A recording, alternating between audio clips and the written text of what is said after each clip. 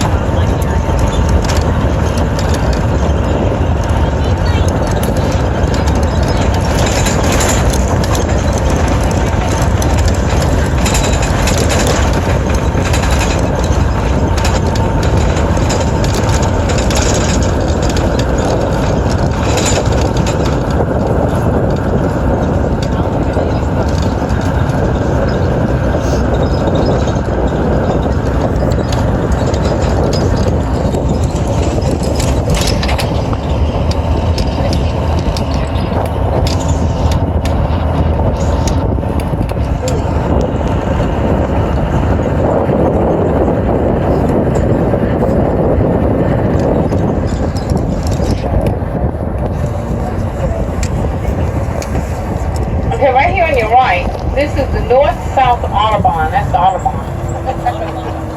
If y'all notice all those trees that came down with the hurricane, all that power line came down with those. The first George Powell said we probably wouldn't get power for 2 to 3 weeks right after that storm, but we got the power back on that Thursday, so it was less than a week.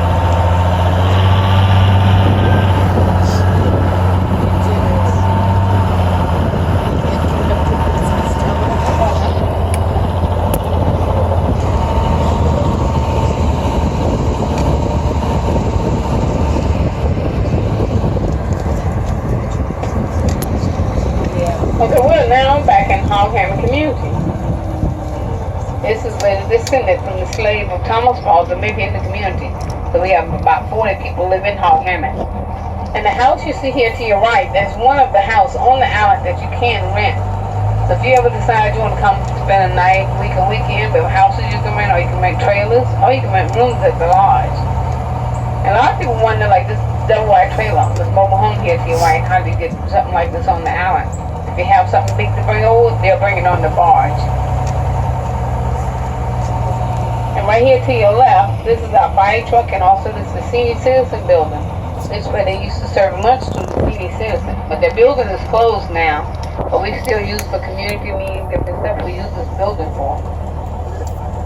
And if you notice on the sign, you see the home of Alan Bailey, Kansas City Chief. He's one of the young men that's from the community. He's a pro football player. He played for Kansas City.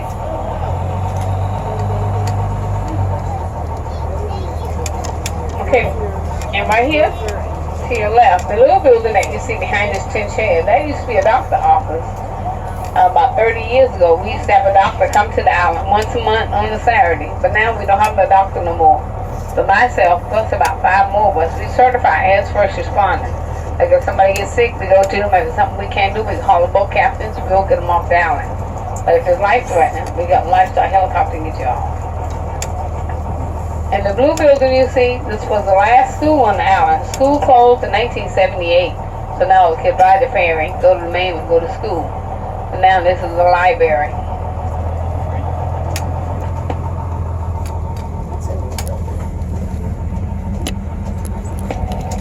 And the house that you see right here to your right, that's under construction being built, this house is on the market now for sale. And also the little building that you see right here. This used to be a little restaurant here now, and it's closed, and now that's something to market now for sale also. And the house that you see up on the stilts and a couple more behind those bushes, we have some more scattered out through the community. These are owned by people who bought a piece of property here on the island. They build vacation house when they want to come on vacation.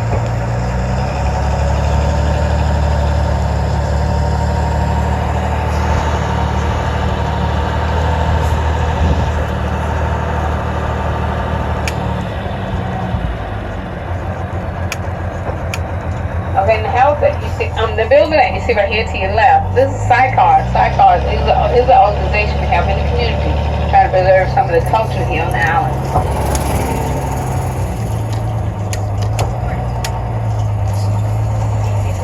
And most of the kids here, once they finish high school, they either leave to go to college or they leave because there's not enough jobs to keep them here on the island. So that's why the population here keep going down.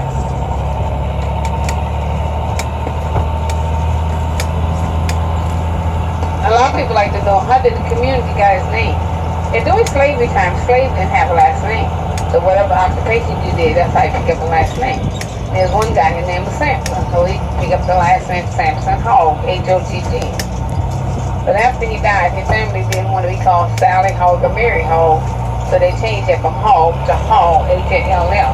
They named this community after him.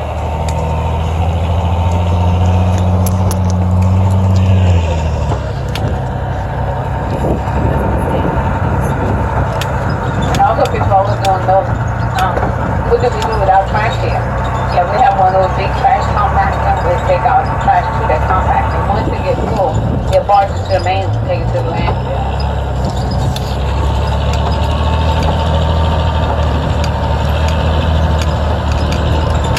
And those two horses you see up there, those are my son's ones. They're supposed to be missing out.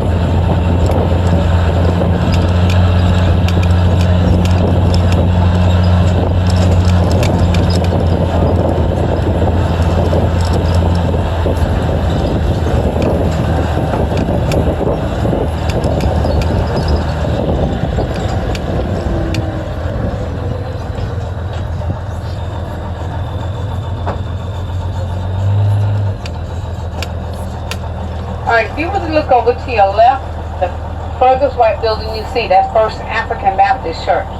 And we have another church you pass a little bit, St. Luke Baptist. We don't have no ministers live here now, they come from the mainland.